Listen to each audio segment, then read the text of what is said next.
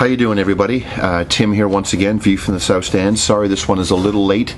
I was planning on getting it done Thursday, but sometimes life gets in the way. I just want to talk very briefly today about TFC's, dare I say it, positive result in the first leg of the Voyageurs Cup semi-final in Montreal versus the Impact.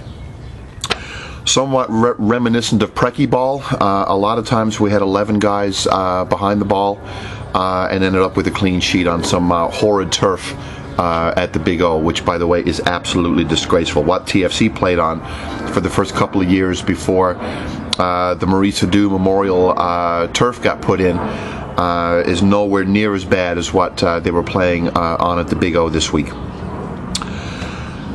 Sort of inevitable result, perhaps, if you take a look at it. Montreal is, of course, an expansion team. They actually still have a lot of growing to do, and TFC really parked the bus. There was no real,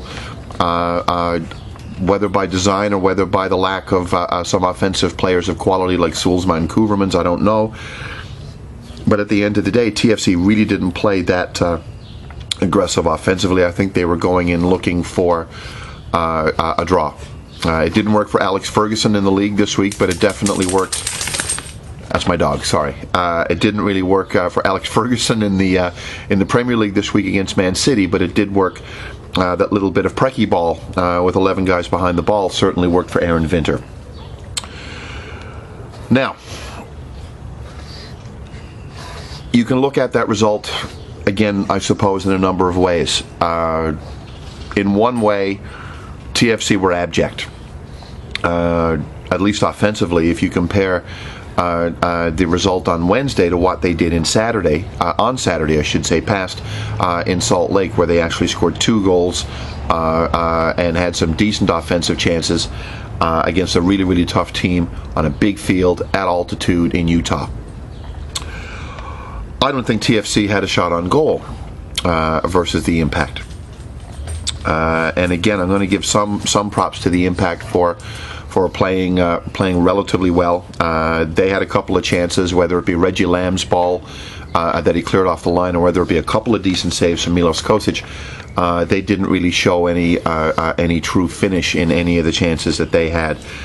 So you could say that, yeah, TFC played worse in Montreal and got the result. They played better in Utah and they didn't get anything. How you doing, Pooch?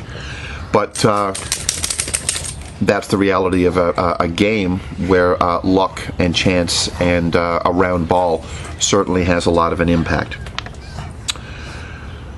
Now, one thing I want to talk about here is U-Sector, one of the Toronto FC supporters groups. They have a very lively message board. And one of the things that I found very interesting after the game was reading some of the comments post-game about not just the game, but the sort of philosophical direction that this team is actually taking, and some real divergent opinions there within one supporters group talking about, you know, the project that is TFC. I'm going to put a link to the thread that I think everybody should be looking at the bottom of this post, and I'd really like you to take a look at what's being said. It's a public forum. You can go in and take a look, and if you want to join and actually put your 2 cents in, you can do that as well.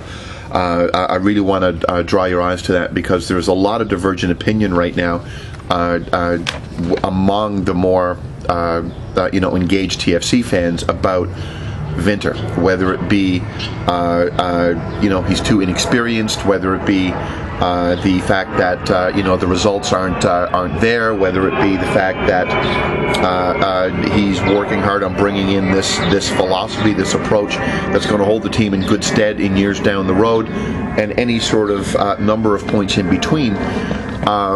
It's really interesting to really try and figure out what fans are actually saying right now, and I really highly recommend that you actually look at that. Now, what I want to actually ask, because I honestly don't know the answer, is, do you folks consider the game on Wednesday to be progress? I honestly don't know.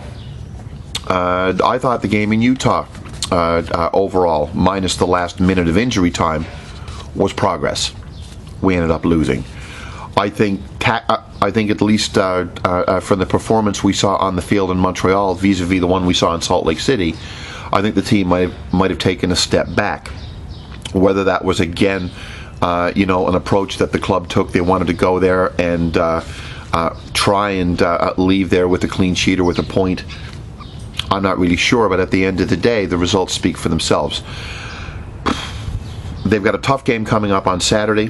Maicon Santos, who's been on a tear, go figure, a Toronto striker who leaves and goes on a tear, and Di Rosario, who's on a tear as well, as is DC United. It's going to be a really, really tough game for the Reds on Saturday. Then, of course, they've got the return leg versus Montreal on the following Wednesday to see if they end up playing Vancouver or Edmonton for the Voyageurs Cup. I hope that on Saturday we see more of what we saw last Saturday in Utah. Some good possession, some stretches of play where they put more than one or two passes together. Some really nice individual play from guys like Avila, who didn't really have much of a game against Montreal, by the way.